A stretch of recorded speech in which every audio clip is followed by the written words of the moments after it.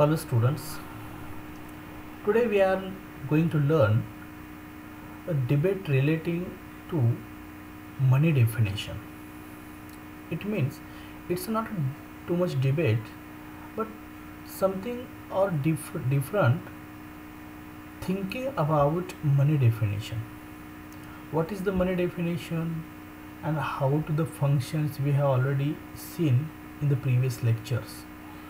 But today we will discuss the different thing or the different views, different opinion about the money or the money definition, and therefore they call the debate related to money definition.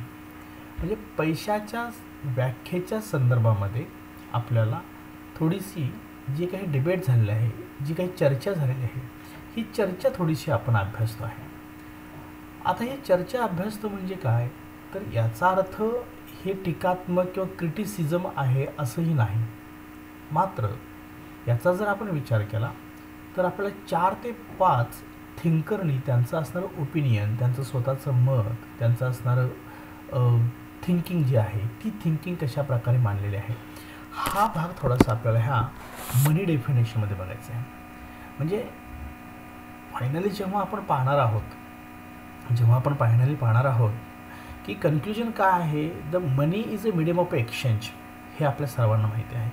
परंतु त्याच्यामध्ये असणारे वेगवेगळ्या मग thinking कशा आहे त्याला आपण debate related to the money definition असं म्हणतो. ती आपण एक एक आता बघत चालू. जेव्हा आपण पाहतो the debate relating to the definition of money, first of all by Seligman यांनी आपलं मत मांडलेलं आहे पैशाच्या व्याख्येसंदर्भामध्ये. ते काय मत आहे, money is one thing that possess general acceptability, that's all. This is the definition determined by the Seligman.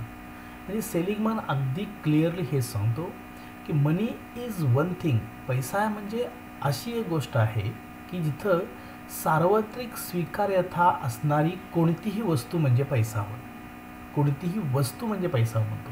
म्हणजे money is one thing that possess general acceptability, जिथं जिथं सर्व ठिकाणी ती वस्तू स्वीकारली जाईल, एकमेकामध्ये एक्सचेंज केलं जाईल, अशी वस्तू म्हणजे पैसा होय असं सेलिगमन म्हणतो.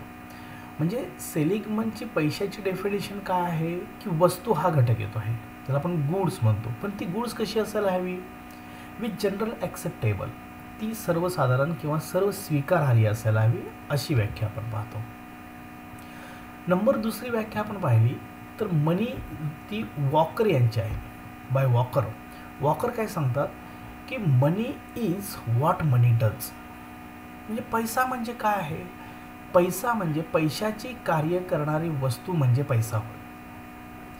आता what is the difference between by Seligman and Walker, म्हणजे की सेलिगमन सांगतो की when goods is general acceptable, anything goods म्हणजे कोणतीही वस्तू अशी जी सर्वसाधारण स्वीकारार्ह आहे अशी वस्तू असेल त्याला आपण पैसा म्हणतो. पण वॉकर काय याच्यामध्ये सांगतात, तर वॉकर म्हणतात मनी इज व्हॉट मनी डज, म्हणजे पैसा म्हणजे पैशाची कार्य करणारी अशी जी कोणती वस्तू आहे, मग मीडियम ऑफ एक्सचेंज असेल, जनरल ॲक्सेप्टेबल असेल, स्टोअर ऑफ व्हॅल्यू असेल, हे सर्व जी काही कार्य आहेत पैशाची, ही सर्व पैशाची कार्य स्वीकारार्ह किंवा जी काही संपूर्ण कार्य आहेत ही जी करणारी ही वस्तू असेल त्याला आपण पैसा म्हणतो. आता याच्यावरून झालं काय, the money definition is not clearly by the two thinking. म्हणजे सेलिगमन आणि वॉकरच्या मते यांच्यामार्फत कधीही पैशाची पूर्णपणे व्याख्या क्लिअर झालेली आपल्याला दिसत नाही. आणि म्हणून मग क्राउथरनं आपलं मत मांडलं. मग क्राउथर काय म्हणतो, anything that is generally acceptable.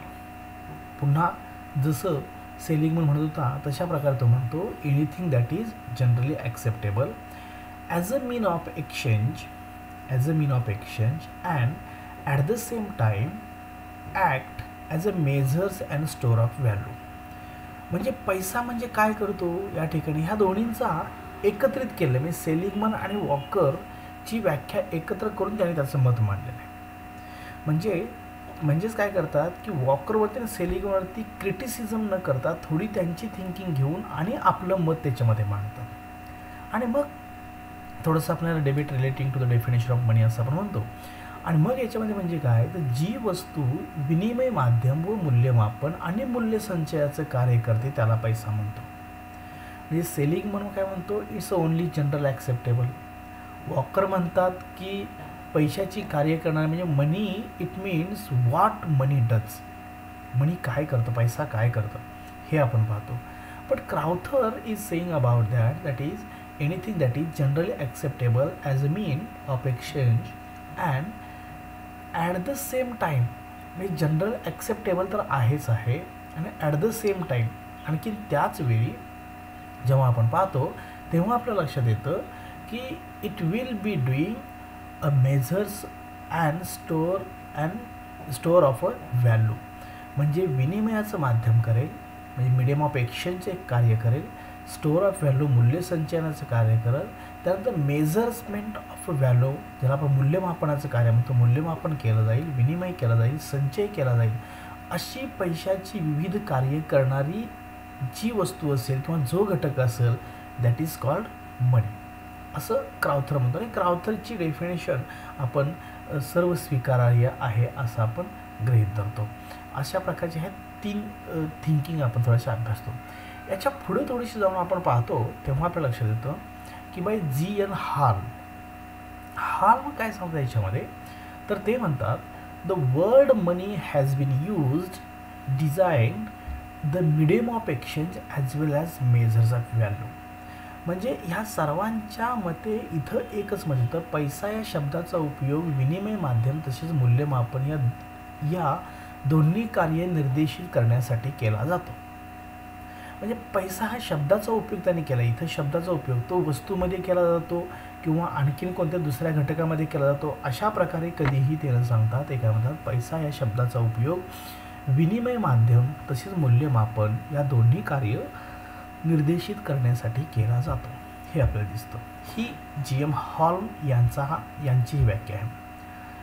आणि लास्ट वन काय सांगतो याच्यामध्ये बाय लॉर्ड केन्स. जेव्हा आपण लॉर्ड केन्स म्हणतो म्हणजे ह्याच्या पूर्वीची थिंकिंग थोडीशी आपण ही क्लासिकल न्यू क्लासिकल म्हणू आपण. बट केन्सियन थिंकिंग काय सांगते याच्यामध्ये, तर Keynesian thinking says about the money definition, money is that by delivery of which डेप्ट कॉन्ट्रॅक्ट्स अँड प्राईज कॉन्ट्रॅक्ट्स. म्हणजे डेप्ट कॉन्ट्रॅक्ट अँड प्राईज कॉन्ट्रॅक्ट म्हणजे करार त्याला आपण म्हणतो. म्हणजे कर्जाचे करार आणि किमतीचे करार, मूल्यांचे करार असंही आपण म्हणतो. म्हणजे money is that by deliver by which डेप्ट contract and price contract are discharge and in the shape of which store of general purchasing is held. म्हणजे काय, जी वस्तू दिल्याने कर्जाचे करार व मूल्यांचे करार यांचे शोधन केले जाते किंवा यांची कार्य पूर्ण केली जातात किंवा याच्यातल्या असणाऱ्या अटी पूर्ण केल्या जातात आणि जिच्या रूपात सामान्य खरेदी शक्तीसुद्धा साठवली जाते अशा वस्तूला पैसा असे म्हणतात. म्हणजे लॉर्ड केन्सची definition is a very intellectual किंवा व्हेरी डीप डेफिनेशन असं आपण म्हणू. म्हणजे क्राउथर तर काय सांगतात की अशी वस्तू जी आहे की जिथे मिडियम ऑफ एक्सचेंज आहे, स्टोअर ऑफ व्हॅल्यू आहे, त्यानंतर एकूण मेजरमेंट ऑफ व्हॅल्यू आहे, अशी जी पैशाची कार्य पार पाडणारी वस्तू म्हणजे पैसा असं आपण म्हणतो असं क्राउथर म्हणतात. But Lord Keynes what tell about Lord केन्सचे definition is related to the monetary and the fiscal policy. म्हणजे जी वस्तू दिल्याने तुमचे कर्जाचे करार, डेप्ट contract as well as a price contract म्हणजे तुमचे मूल्यांचे करार जे आहेत यांचे शोधन केले जाते. शोधन म्हणजे त्यांची कार्य पार पाडली जातात किंवा त्या ठिकाणी त्यांचे व्यवहार पूर्ण केले जातात आणि जिच्या रूपात सामान्य खरेदी शक्ती साठवली जाते, सामान्य खरेदी शक्ती, जनरल पर्चेसिंग पॉवर पॅरिटी ज्याला आपण म्हणतो, ही जनरल पर्चेसिंग पॉवर पॅरिटी ज्याच्यामध्ये साठवली जाते अशा वस्तूला पैसा म्हणतात. आणि म्हणूनच त्याच्यावरून बाकी इतर घटक आपले सर्व चालतात. तर लॉर्ड केन्सची ही असणारी मॉडर्न डेफिनेशन आपल्याला लक्षात येते. तेव्हा पहिल्यापासून सुरुवातीपासून जर आपण पाहिलं तर सेलिगमनचे डेफिनेशन आहे it's only related to the goods म्हणजे it's a general acceptable process of the general acceptable. त्यानंतर वॉकरची जर आपण पाहिलं money is the what money does, पैसा काय करू शकतो. क्राउथरची व्याख्या जर आपण पाहिली तर क्राउथरची व्याख्या is very good definition related to the money definition. ती काय सांगते, anything that is generally acceptable as a mean of exchange and at the same time act of a measurement store and the exchange of a value. म्हणजे ही कार्य जिथं पार पाडली जातात त्याला आपण इथं पैसा असं म्हणतो. त्यानंतर हॉल्म यांची आहे, हॉल्म यांची सुद्धा पैसा शब्दाचा उपयोग केला जातो विनिमय आणि मूल्यांचा या ठिकाणी, ही दोन्ही कार्य निर्देशित करण्यासाठी. आणि सर्वात शेवटचे definition it means by the Lord Keynes. Lord Keynes सांगतो ज्यांच्यामुळं आपल्याला डेप्ट कॉन्ट्रॅक्ट, प्राईज कॉन्ट्रॅक्ट हे पूर्ण केले जातात, शोधन केलं जातं, अशा प्रकारच्या असणाऱ्या सामान्य आणि ज्याच्यामध्ये सामान्य खरेदी शक्ती साठवली जाते अशाला आपण पैसा असं म्हणतो. अशा प्रकारे ज्याला आपण डेट relating to the definition of money ही आपण इथं व्याख्या अभ्यासतो. Thank you for watching this video. Thank you so much.